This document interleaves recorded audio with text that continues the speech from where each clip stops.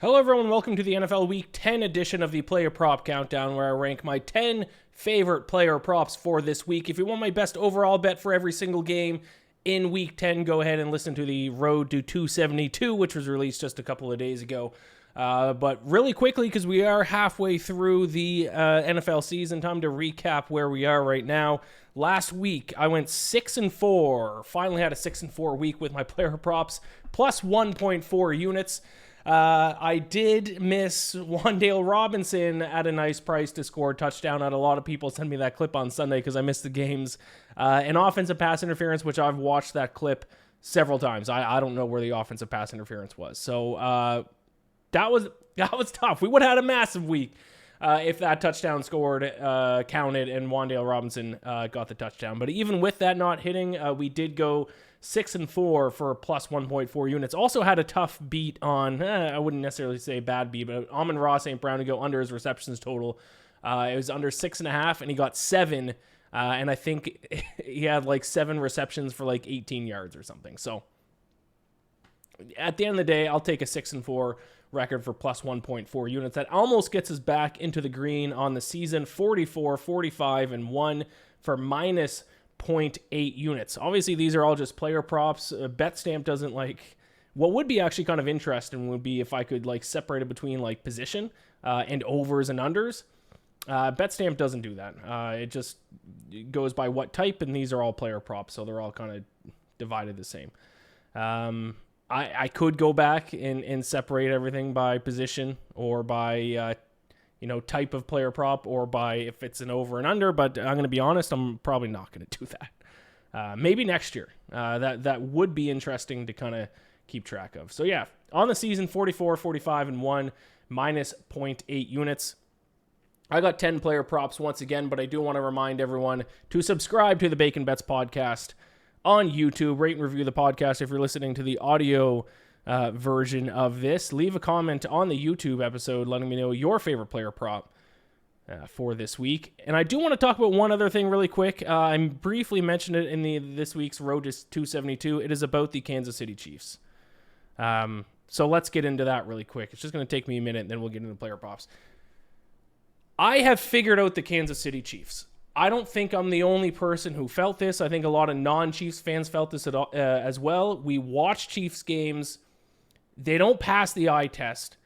They don't look as good as their record, but yet they win every single game, which seems confusing. And I didn't know if I wanted to start calling the Chiefs frauds or kind of how to deal with this Chiefs team. Because at the end of the day, I mean, they are winning games. And not complete fluke victories either. I've dove into the numbers and I've figured out why the Chiefs, from the eye test and from a lot of metrics, don't look good, but at the end of the day, they win games. Let's dive into some of these numbers here.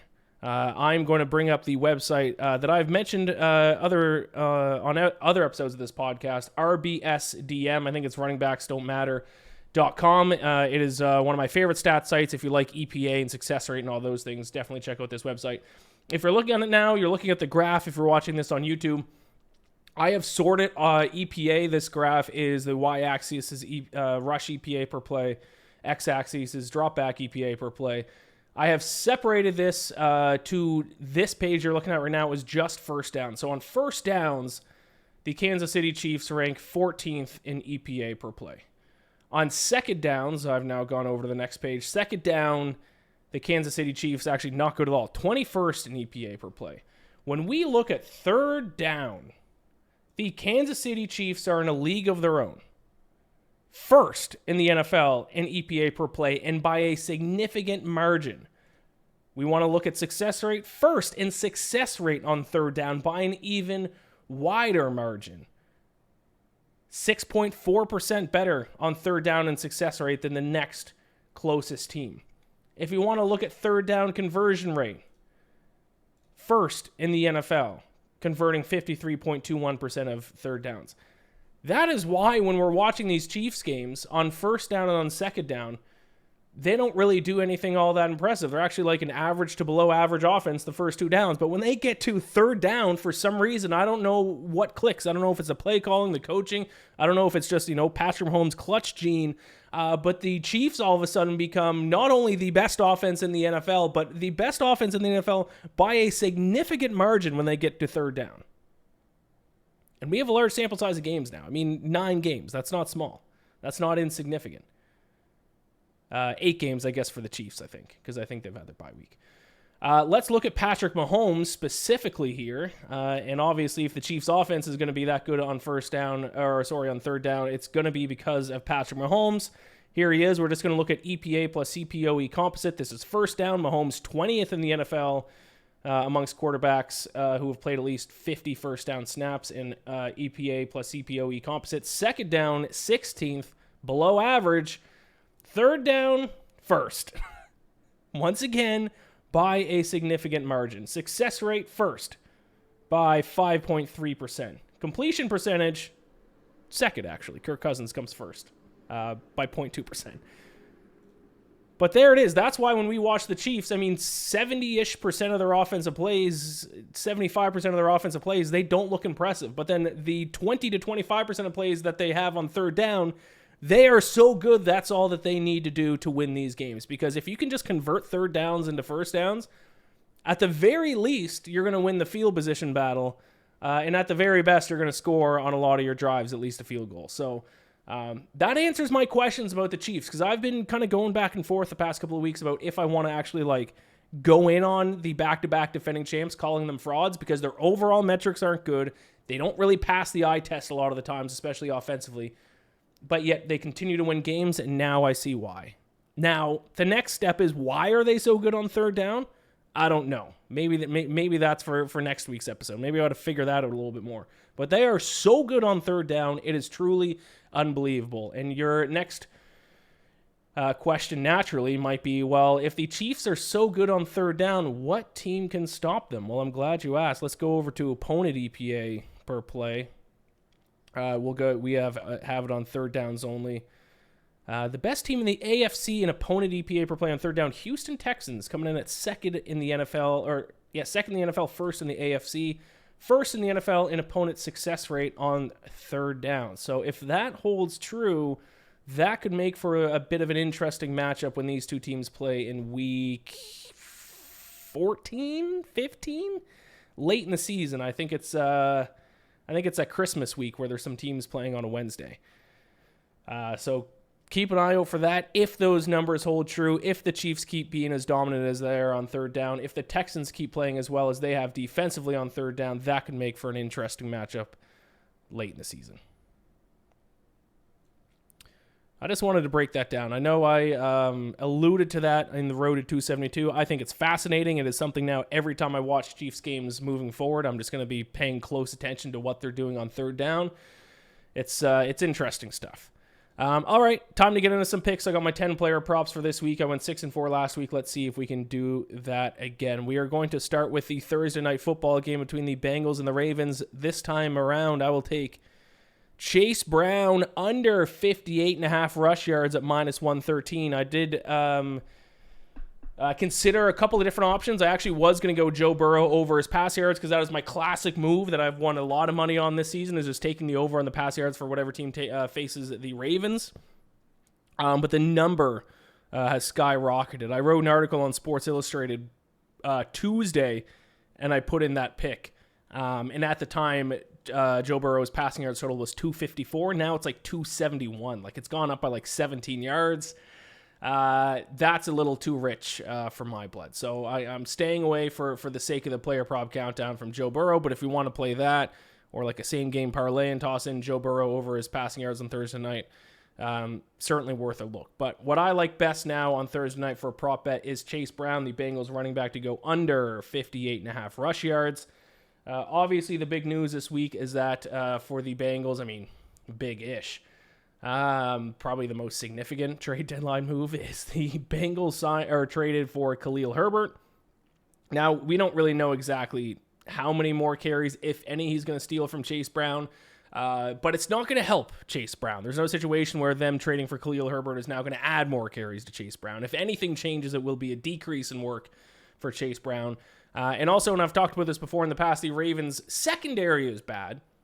But but their run defense is elite, which is why it's actually bothering me a little bit. I'm hearing a lot of people say how bad the Ravens defense is. The Ravens secondary is bad. The run defense, first in the NFL in opponent yards per carry, giving up 3.4 yards per rush. Third in opponent rush EPA. First in opponent rush success rate. So they are a top 3 run defense in the NFL. And Chase only had 46 yards. Chase Brown only had 46 yards against them when they played in week 5 on 12 carries. That's 3.83 yards per carry. So unless they either feed him a ton of carries or the Ravens, for some reason, regress when it comes to the run defense, I like this bet quite a bit. My number 10 player prop of the week, Chase Brown, under 58.5 rush yards, minus 113. My number 9 player prop for this week, the Arizona Cardinals. I've been fading Kyler Murray a lot. I'm actually not going to do that this time around. I'm going to go James Conner, their running back, over 79.5 rush yards at minus 118. He has taken on the New York Jets, and the Jets have a great secondary. They're actually kind of the opposite of the Ravens, whereas the Ravens have bad secondary, good run defense. The Jets have a great secondary, bad run defense. 26th in both opponent rush EPA and opponent rush success rate. James Conner is averaging 6.3 yards per carry. He's at 18 plus carries in 3 straight games, and he's averaging 4.5 yards per rush, 73.8 rushing yards per game. So he's clearly their bell cow, their workhorse running back. I think if you watch football, you probably know this by now. And I do, and this is something I'm going to try to include into kind of my handicapping for these player props a bit, is kind of predicting how teams are going to attack opposing defenses. And I do think the Cardinals are going to try to run the ball. That would be the smart offensive game plan against the Jets. We've seen previous opponents against the Jets do exactly that. So if the Cardinals keep the ball on the ground, that means only good things for James Conner. I'll take over 79.5 rush yards at minus 118. Number 8, we got Sunday Night Football showdown. Texans Lions. I bet the under in the game. So this bet lines up with that as well. I'll go CJ Stroud under 230.5 pass yards at minus 114. Lions, I've talked about how good their secondary has been the past few weeks. Truly, everyone, I still think there's like a part of a lot of people who still just see the Lions and they think all offense, no defense. Their defense has become one of the most elite units in the NFL, especially their secondary. Dating back to week 5, they are first in the NFL in opponent dropback EPA, 5th in opponent dropback success rate. So I think they're actually going to be pretty well poised to shut down CJ Stroud. CJ Stroud, who has regressed this season, heading into this week, 24th in the NFL in EPA plus CPOE composite. That is one spot below Daniel Jones. That is one spot above Drake May. That's not great company to have in that stat. Now, I will say, obviously, Nico Collins, it looks like it's trending towards playing this week for the sake of this prop. I hope he doesn't. But even if he does, I still like this play quite a bit. I'll take Stroud under 230.5 pass yards because I have just that much faith in the Lions secondary. Hate to do this, but got to do it. I'm going to go Alvin Kamara of the Saints against my Atlanta Falcons, over 111.5 rushing plus receiving yards, minus 115. The Saints don't really have any other options offensively. Chris Olave, I think he's doubtful, but there's no way he's going to play, I don't think, based on his concussion from last week. Rashid Shaheed obviously still out. The Saints really don't have any option at wide receiver. I think all they can do at this point is run the ball and get the ball in Alvin Kamara's hands as much as possible. We saw them do exactly that last week against the Carolina Panthers. He ran the ball 29 times last week. He had 6 receptions. They're going to run poor Alvin Kamara into the ground this season. And the Falcons' run defense has not been good. I've voiced my concerns about the Falcons' defense this season. They are currently 24th in opponent rush EPA, 31st in opponent rush success rate. And Alvin Kamara had 119 yards from scrimmage back in their week 4 matchup. So I am going to bet on Alvin Kamara to kind of torch my Falcons. Hopefully that won't be enough for them to win or remain competitive in this game. But I do like it for a prop bet. Anytime touchdown score. I've had a little bit of bad luck with this the past couple of weeks, especially last week. That Wan'Dale Robinson, I've been having nightmares of that play. Let's get on the board here with my dark horse touchdown. I'm going to go, and I might have bet on this guy already for a touchdown this season. I'm going to go Evan Ingram plus 240. No Christian Kirk. anymore this season for the Jaguars. And since Christian Kirk has gone down, they have now relied on Evan Ingram a lot more. He has seen 10 targets in 2 of his last 4 games. He has seen, or has hauled in 4 receptions in all 4 of those games. So he has been targeted way too often to have plus 240 odds to find the end zone. Only 1 touchdown this season. That is not like Ingram. He's been known to find the end zone the past couple of years, a handful of times each season. So I think he is due, as much as I hate to say, a guy's due. But based on his production this year, based on touchdowns from previous seasons, I think he is going to find the end zone here sooner rather than later. Also, Trevor Lawrence has been playing a lot better lately. The Jags are losing because of their defense, not because of their offense. Trevor Lawrence has been a top 10 quarterback in the past 5 weeks.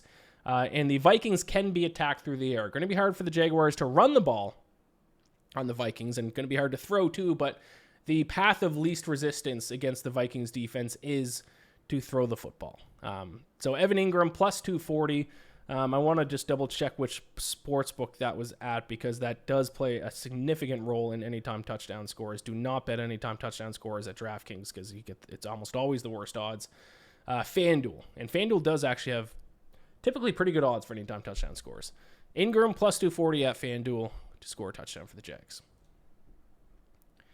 We're going Sunday morning. Wake up, put on a cup of coffee, ladies and gentlemen, because we have the game of the week. The New York Giants against the New England Patriots in Deutschland. That game's going to suck, but because it's going to suck and because it's going to be 9:30 in the morning if you live in the Eastern time zone, we are going to play some bets. So I already got Giants to win and cover in that game. I'm tossing a player prop as well. Probably the most underrated rookie in the NFL this season, Tyrone Tracy, to go over 72.5 rush yards against the Carolina Panthers. I said Patriots earlier. It's the Giants against the Panthers, not Giants against the Patriots. Panthers defense stinks. The run defense stinks even more. They give up 4.6 yards per carry, 31st in opponent rush EPA, 30th in opponent rush success rate. And the Giants likely are going to lean on the run game, especially if they get off to the lead. And Tyrone Tracy has gotten a ton of carries recently, 16 plus carries in 4 of his last 5 games. He's averaging 4.97 yards per rush on the season. Impressive to do that behind the Giants offensive line, so I'm going to put my money behind him on Sunday morning. I'll take him over 72.5 rush yards against the Panthers. I know I said Patriots earlier, both P teams. It is the Carolina Panthers in Deutschland. Tyrone Tracy. Right. I was watching Capitals Predators on in the background here. Had a bet on the Capitals. They just pulled through. Just hung on for me. There you go. It's been a hot start to the NHL season, ladies and gentlemen. I don't know if you bet in the NHL. If you want to ride my hot streak, I tweet out my NHL bets article every day. Or you can just go to Sports Illustrated. That's 1-0 tonight. All right, we're going to number 4 player prop of the week. Jaden Daniels under 221.5 pass yards against the Pittsburgh Steelers. I've talked about this earlier. I talked about it in the road to 272. Once again, a lot of the props obviously kind of line up with how I'm betting these games. The Commanders have only played 1 top 16 defense this season. It was the Bears. They only scored 18 points. Now, I know that doesn't actually line up with this because, the Commanders only scored 18 points in that game, but Jane Daniels threw for like 338 yards. So that might not be the greatest case in the world, but I will say the Commanders have relied on their run game lately. 51.86% run play rate this season. That has gone up to 54.87% run play rate over the last 3 games. So the Commanders are running the ball more. The Steelers have a strong defense. Jaden Daniels' numbers have been inflated because he has played a ton of games against bad defenses. And I think we are going to see some regression both from the Washington Commanders and from Jaden Daniels in the coming weeks. I will take him under 221.5 pass yards on Sunday. Another rookie quarterback. This was a type of prop bet I'd never bet before. I did it last week with Jalen Hurts, and it hit. So I kind of want to explore these types of props a little bit more moving forward. It is pass attempt props, not pass yards, not pass completions. We're going pass attempts, and I'm going to go Drake May over 31.5 pass attempts. Drake May, and this one does kind of stick out now. Obviously, small sample size. He's only started 3 games this season, not including the game against the Jets, the recent one where he got hurt and then left the game. Obviously, technically a start, but he's only started and finished 3 games this season. And in those 3 games, he's had 33 pass attempts, 37 pass attempts, and 41 pass attempts. That is a lot of pass attempts. All of those significantly over his set total for this game of 31.5. And the reason why he's throwing the ball so much is because the Patriots stink, so they usually find themselves down, which will then lead to him having to throw the ball to try to get back in the game. The Bears, I mean, you can make the case the Bears aren't going to blow the Patriots out, but at the end of the day, they are 6-point favorites. If you trust the gambling market and the Bears are going to have a late lead, maybe Drake May and the Patriots will be in that situation once again where they will have to try to come from behind. But even if they don't, the only situation I see where the number doesn't even get close to 32 would be if the Patriots win in a blowout and just run the ball. But if this game's anywhere close, I think they continue to throw the ball with Drake May, see what the young guys got, and I think he gets to at least 32 pass attempts. So I'll go Drake May over 31.5 pass attempts for my number 3 player prop of the week. My number 2 player prop of the week is a brand new type of player prop to the player prop countdown, one I've not done before whatsoever on this show. It is a kicker prop. That's right, we're doing a kicker prop, a field goal prop here in Week 10. We're going to target the Titans kicker, Nick Folk, to go over 1.5 field goals made. So he's got to make at least 2 field goals against the Chargers. That is at minus 105 odds. Whenever I do field goal prop bets, and I know I haven't done them in the show, I've done them in primetime games in the past and just tweeted them out in previous seasons. But the things I like to look at the most are red zone efficiency. Obviously, if field goals happen from outside the red zone quite often as well. But if one team is really good at defending in the red zone and the other team is bad at scoring touchdowns in the red zone, we're likely, in my opinion, going to see a higher percent chance of the kicker coming out, and that's what we got in this one. The Chargers are second red zone defense. Teams are scoring a touchdown on only 40% of red zone trips against the Chargers, and the Titans are bad offensively in the red zone, 24th in red zone offense, scoring a touchdown only 52% of the time they go to the red zone. So Chargers good red zone defense, Titans bad red zone offense. That leads me to believe there's around a 50% chance if they get to the red zone, they will have to end up kicking a field goal. And the Chargers have allowed teams have attempted an average of 1.9 field goal attempts per game against them this season. That basically lands us right at the mark of 2 if Nick Folk hits both of them. I hope it's not Nick Foles making the kicks. I hope it's Nick Folk. And he is 11 for 11 on field goals this season. He has not missed a field goal this season. So I'll take him over 1.5 field goals made against the Chargers in a game that I actually think is going to be a low scoring kind of a field goal affair to begin with. So Nick Folk over 1.5 made field goals, minus 105. Which brings me to my number 1 ranked player prop of the week.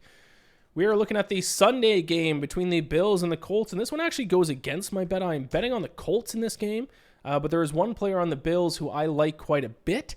Now, this may change depending on what the injury report ends up being heading into the game, but regardless, I'm going to go Khalil Shakir over 52.5 receiving yards. Number 1, as I mentioned, injuries to the Bills wide receivers. Curtis Samuel, Amari Cooper, and Keon Coleman, all questionable this week. It looks like Keon Coleman almost certainly is going to miss this week. I think Amari Cooper is turning towards not playing as well, which means really their only healthy receiver. Now, I did look at Mac Hollins over props. I kind of wanted to bet like an over 1.5 Mac Hollins receptions or something. Couldn't find any Mac Hollins props posted yet. So I settled for Shakir, and I'll take the over on his receiving yards because he's already averaging 58.9 receiving yards per game. That's well over his set total. And if he's already averaging 58.9 and he's going to be one of the only healthy receivers in the game, that's only going to boost his possibility to go over that number. The Colts also ranked 26th in opponent yards per pass attempt, 21st in opponent dropback EPA, 19th in opponent dropback success rate. So their secondary is in the bottom half of the NFL. They can be had. So I think all of that, all those signs point to Khalil Shakir of the Buffalo Bills having a pretty solid game on Sunday. I'll take him over 52.5 receiving yards, minus 115. All right, let's recap these top 10 plays, and then I'll give you my DFS lineup for the week, which has sucked. I found with this season I'm not a DFS player. Can I stop making DFS lineups? If you guys like my DFS picks, I'll keep doing DFS picks, but they're not good. The player props themselves have gone a lot better than my DFS picks. I'll keep doing them if you want them. If not, I might just stop because I'm just losing money. I think I won a couple of like small pools early in the year. I've done nothing but lose the past few weeks in DFS. Not a DFS guy, which is kind of what I assumed heading into the season. But before we get to that, let's just recap here. We got number 10 Chase Brown, number 10 prop Chase Brown under 58.5 rush yards -113. James Conner over 79.5 rush yards -118. CJ Stroud under 230.5 pass yards -114. Alvin Kamara over 111.5 rushing plus receiving yards -115. Evan Ingram touchdown +240. Tyrone Tracy over 72.5 rush yards -114. Jaden Daniels under 221.5 pass yards at -115. Drake May over 31.5 pass attempts at -120. Nick Folk over 1.5 made field goals -105. And Khalil Shakir over 52.5 receiving yards at -115. All right, let's get to DFS line if I can bring it up here. All right, here we go. Let's break down my DFS lineup for this week. I didn't actually take a single quarterback over, except for Drake May over pass attempts, but that doesn't necessarily translate to DFS points. So for my quarterback this week, I'm going to go Josh Allen. That lines up. I'm going to also take Khalil Shakir. If I'm going to hope Khalil Shakir has a big game, that'll mean Josh Allen throwing to him. And of course, as you guys know, Josh Allen running the ball as well makes him a little bit more value in fantasy formats. So that is my quarterback for this week. I'll go Josh Allen. He's $7,700. The rest of the running backs are obvious. James Conner, Tyrone Tracy, both guys who I'm taking the over on the rushing yards this week. You see this. Panthers gave up the most points to running backs in fantasy this season. I considered taking Alvin Kamara since I like both his rushing and receiving yards, but he's a little bit too expensive. I couldn't get the other guys that I wanted in the lineup, so I went a different direction. So I just stuck with James Conner and Tyrone Tracy. Khalil Shakir, my top receiver, obviously. I'm going to target him with Josh Allen. These two receivers, going with some cheap options, some high floor guys, I think. Mason Tipton of the Saints. Derek Carr needs to throw the ball to someone. And they can move. They should be able to move the ball against the Falcons defense. Rashid Shaheed's out. Chris Olave is likely out. They have to throw to someone, so I'm going to kind of bank it on Mason Tipton kind of ending up being that guy. He got 3 targets last week. Let's see if he ends up being the guy for the Saints. This is a high-risk, high-reward play. Him and Trey Palmer, who's my next receiver. Just like, Tipton, someone's got to throw the ball to a Buccaneers wide receiver. And Trey Palmer is pretty cheap at $4,000. So I kind of went with 2 cheap options with high. Both of them are, to be fair, high ceiling, because both of them are going to be playing in offenses that don't really have a number 1 receiver this week. If these 2 guys end up getting the majority of the work, we're going to look like geniuses, which is kind of what you have to do. I say this even though I'm kind of bad at DFS. If you want to win big pools, you have to kind of take risks like this. Tight end, I'm going to go Evan Ingram. Obviously, if I like Evan Ingram to score a touchdown, I'm going to take him at 5,300 to be my tight end. My flex is Devontae Adams, so I went expensive with my flex. But the Cardinals secondary is bad. Devontae Adams and Aaron Rodgers are getting used to playing with each other again, and I think the Jets are going to have a big offensive performance in this game. I'm betting on the Jets to win. They're clicking a little bit as of late. The Cardinals defense is bad. I think it's going to be come back down to earth game for the Cardinals. I think check out Devontae Adams to have a big game. I like him at 7,000. And my flex is going to be the Giants. I am all about the Giants this week against the Panthers. It's going to be Germany. It's going to be the field's probably going to be slippery. I could see a defensive touchdown being scored. The Panthers' offense stinks, even though they won last week. It is a very cheap option at 2,800. The Giants can obviously rush the passer. I love that as a really cheap option on defense. So DFS lineup: Josh Allen, James Conner, Tyrone Tracy, Khalil Shakir, what's his name? Mason Tipton, Trey Palmer, Evan Ingram, Devontae Adams, and the Giants defense. All right, that has been the Week 10 edition of the Player Prop Countdown. Subscribe to the Bacon Bets podcast on YouTube. I'll be back next week Tuesday morning will be, as always, you will get the Week 11 edition of the Road to 272. Thank you all so much for watching and listening. Gamble or bless, and I'll talk to you next week.